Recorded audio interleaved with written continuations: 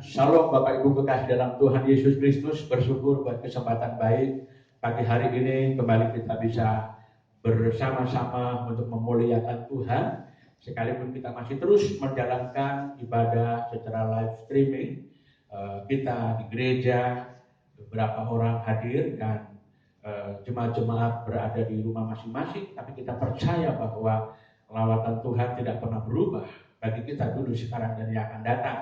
Allah tetap sanggup memberkati kita dalam keadaan seperti apapun, karena sesungguhnya Dia adalah Allah yang selalu melawat umat-Nya.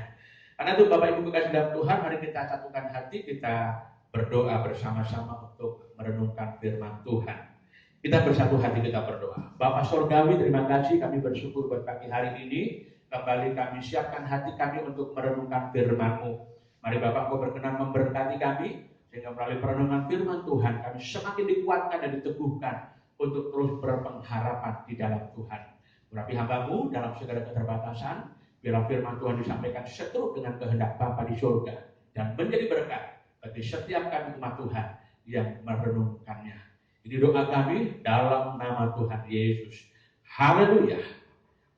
Amin. Amin. Amin. Bapak Ibu kekasih dalam Tuhan, mari kita buka sama-sama di dalam kitab Injil Mazmur, maksud saya, kitab Mazmur pasalnya yang ke-42 ayat 1 sampai dengan ayatnya yang ke-6. Saya akan membacakan buat kita semua dan Bapak Ibu sekalian bisa mengikuti dalam pembacaan di tempat masing-masing dengan judul perikop kerinduan kepada Allah.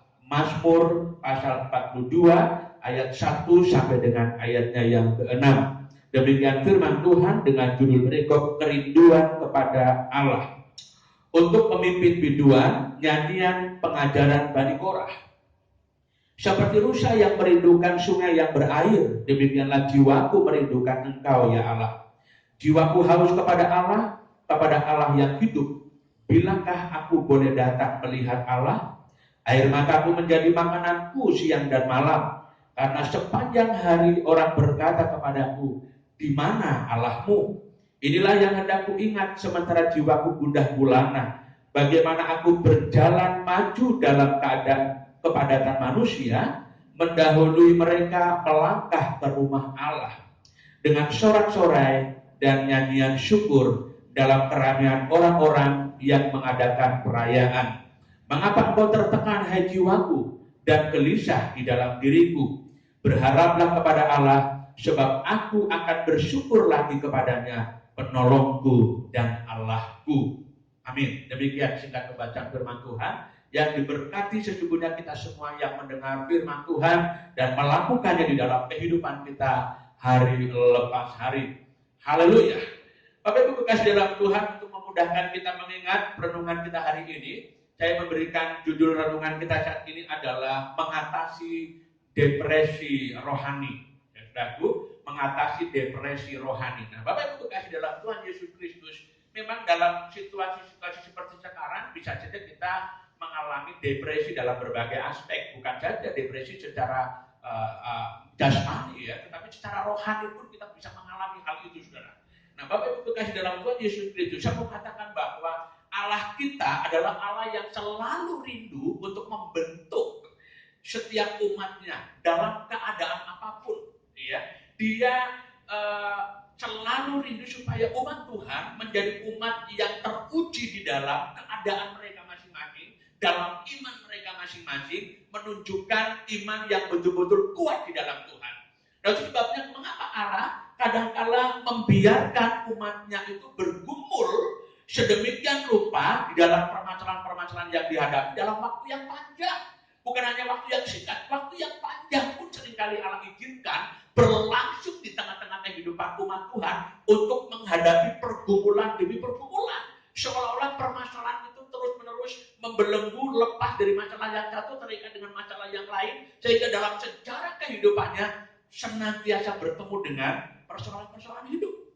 Nah, saudara yang terkasih di dalam Tuhan Yesus Kristus, Allah bisa saja memakai setiap peristiwa, setiap keadaan-keadaan yang berlaku di dalam kehidupan kita untuk membentuk iman kita menjadi iman yang dewasa, iman yang kuat, iman yang teguh, iman yang tidak mudah diombang-ambingkan dengan berbagai persoalan. Sehingga ketika kita menghadapi berbagai persoalan, jangan kita menjadi berkecil hati, karena kita tahu bahwa itu diizinkan oleh Tuhan untuk membentuk kita. Saudaraku yang berkasih dalam Tuhan. Nah, saudaraku yang berkasih dalam Tuhan Yesus Kristus, dalam pembacaan firman Tuhan kali ini Mazmur pasal 42 sampai 43 sebenarnya, ya, ada 2 pasal di situ, itu menyatakan kepada kita hari ini bahwa bagaimana pemazmur menghadapi keadaan-keadaan yang sangat sulit berlangsung di dalam kehidupannya.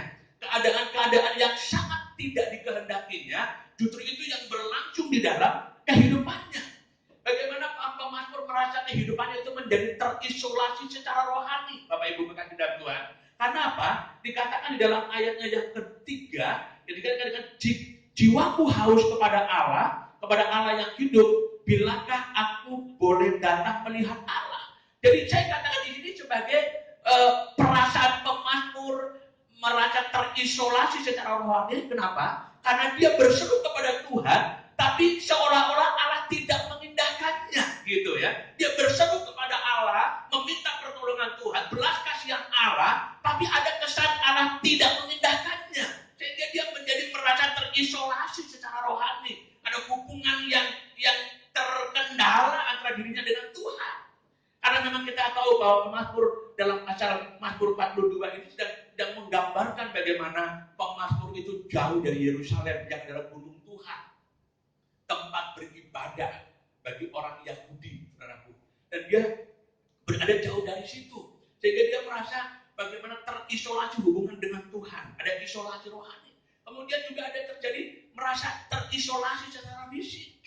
Karena apa? Karena bagaimana dalam ayat 1 di sana dikatakan untuk pemimpin biduan, nyanyian pengajaran Bani Korah. Kita tahu bagaimana dulunya pemazmur ini selalu diberi kesempatan untuk apa? Memimpin puji-pujian, memasuki rumah Tuhan dengan sorak-sorai.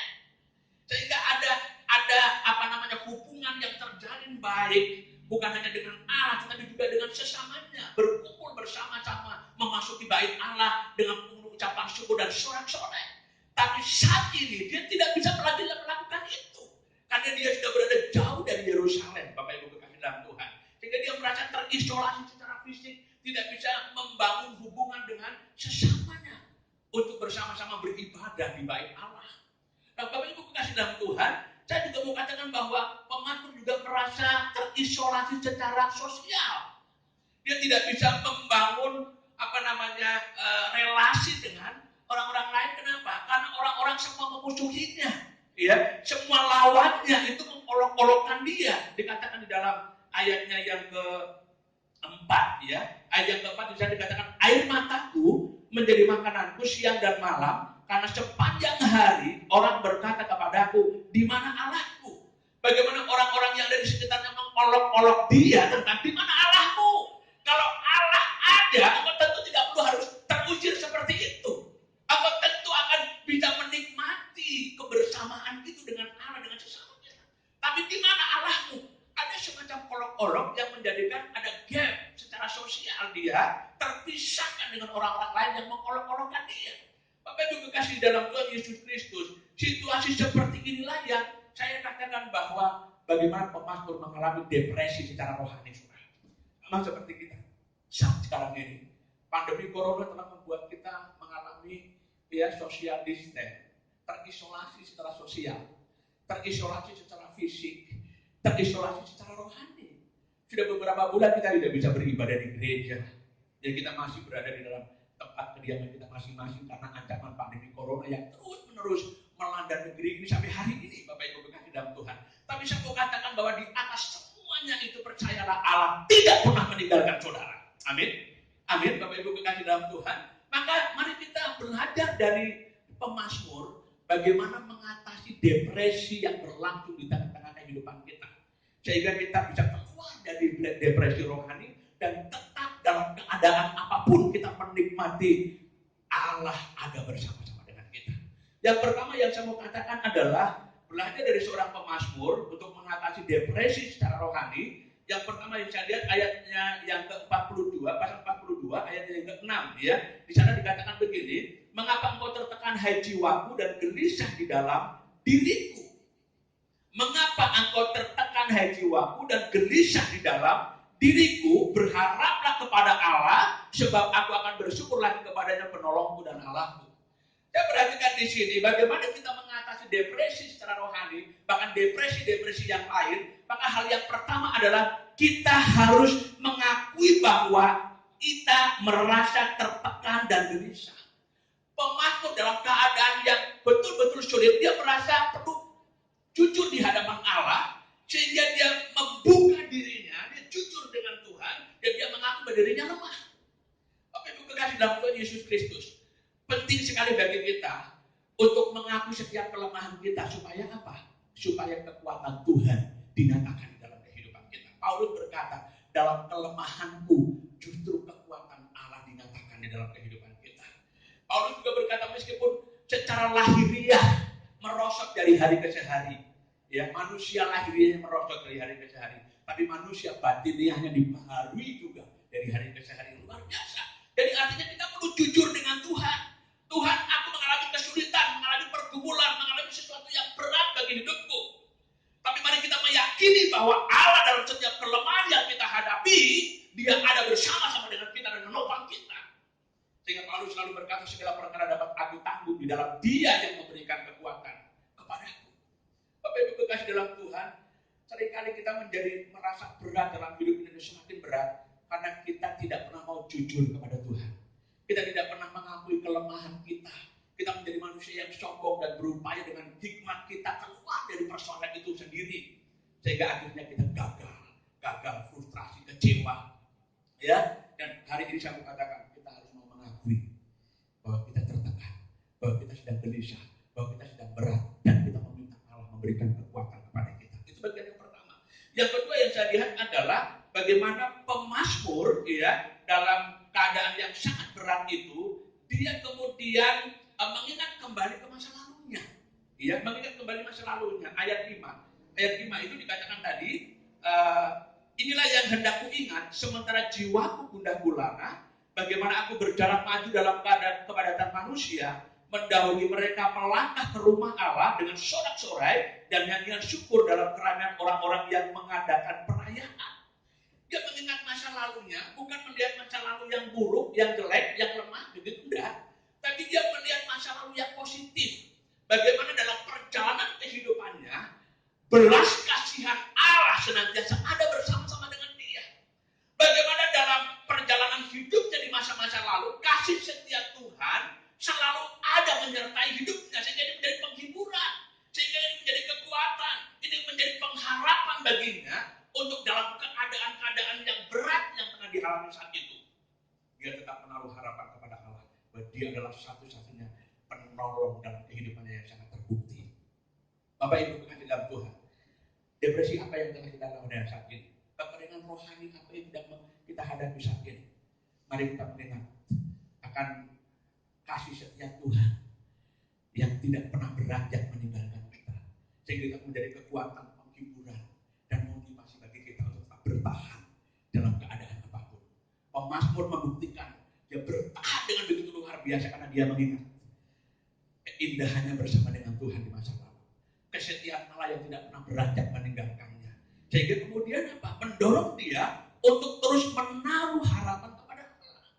Sehingga di dalam Mazmur pasalnya yang ke-42 ayat yang ke-6 di sana dikatakan, berharaplah kepada Allah, sebab aku akan bersyukur lagi kepadanya, penolongku dan Allahku.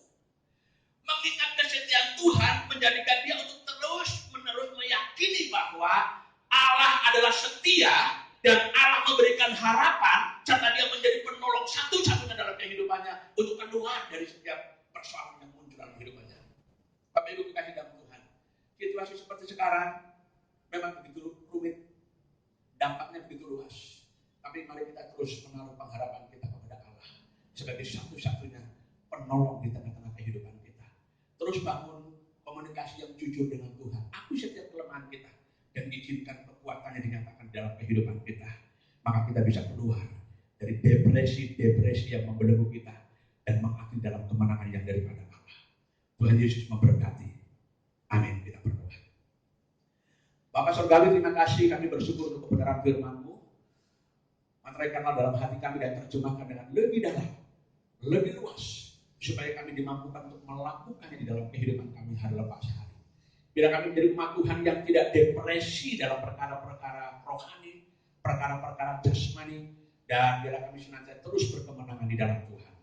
Ini doa kami, mengucapkan syukur kami atas kebenaran firman-Mu dalam nama Tuhan Yesus. Haleluya. Amin. Amin. Amin. Puji Tuhan, demikian firman Tuhan bagi kita semua.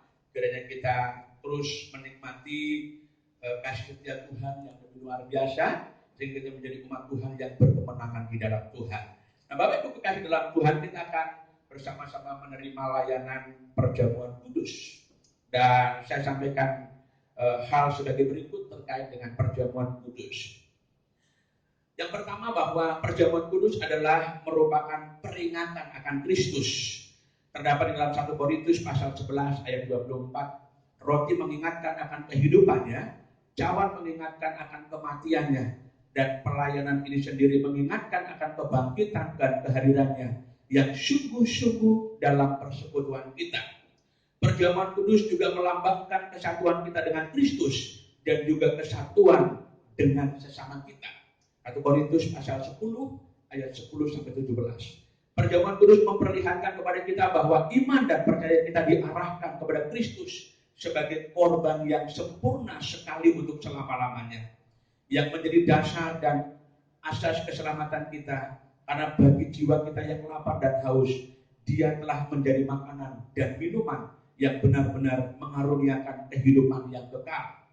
Juga memperlihatkan bahwa oleh roh yang sama kita dihubungkan satu sama lain bagaikan anggota satu tubuh dalam kasih persaudaraan yang sejati. Dan perjamuan kudus adalah tanda atau materai yang menunjukkan betapa kokoh perjanjian damai antara Allah dengan kita. Tuhan Yesus sendiri yang memperkokoh janji Allah untuk memperdamaikan dan menyelamatkan kita, yang ditandai dengan darah Kristus Yesus.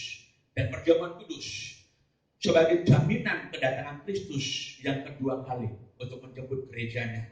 Dalam Matius pasal 26 ayat 29, perjamuan kudus mengarahkan kita kepada perjamuan agung bersama dengan Kristus di rumah Bapa yang kekal, di mana kita makan dan minum bersama dengan Kristus dalam kerajaannya.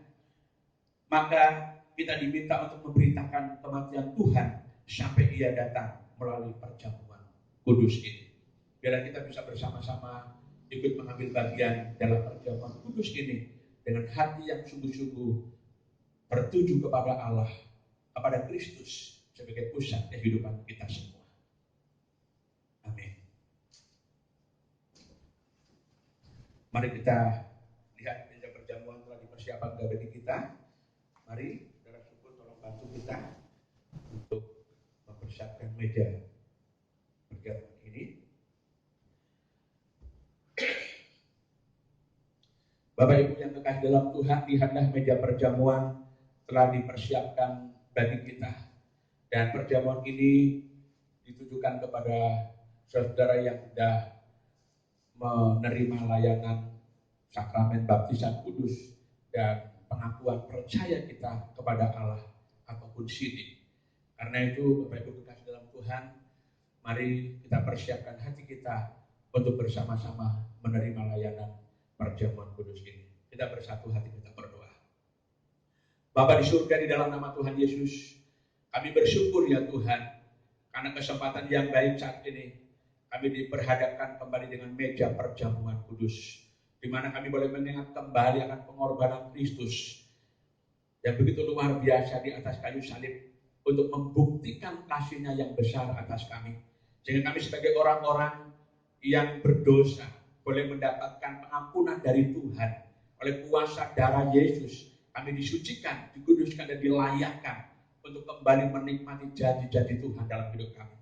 Terima kasih Tuhan, terima kasih Bapa. Engkau memberkati layanan ini untuk menjadikan kehidupan kami hidup lebih dekat dengan Tuhan. Terima kasih ya Bapa, ini doa kami siapkan hati kami untuk menerima layanan perjamuan kudus dalam nama Tuhan Yesus. Amin.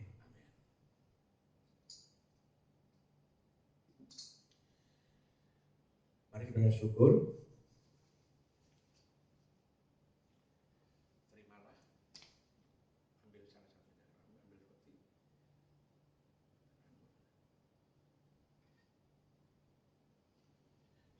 Jemaat yang sudah bersiap diri, mempersiapkan roti dan anggurnya bagi kita.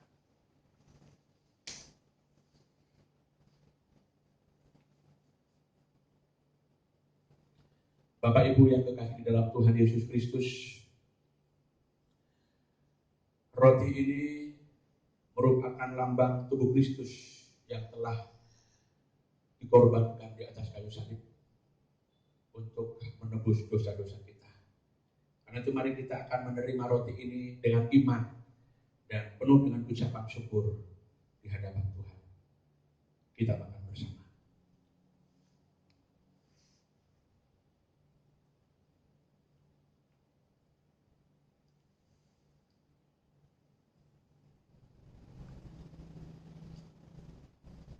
Mari kita mengangkat cawan kita. Cawan ini melambangkan darah Kristus yang telah dicurahkan di atas kayu salib untuk menebus dosa-dosa kita, menyucikan kita dan melayakkan kita untuk senantiasa menikmati perjanjian berkat-Nya dalam kehidupan kita. Mari kita minum dengan ucapan syukur di hadapan Allah.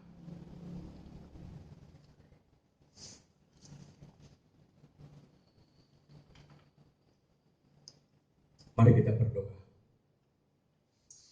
Bapa Surgawi, terima kasih, kami bersyukur ya Tuhan untuk perjamuan yang boleh kami terima hari ini.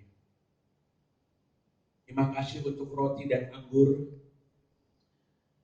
yang merupakan lambang tubuh dan darah Kristus yang telah dikorbankan, tercurah di atas kayu salib untuk menyucikan dosa-dosa kami.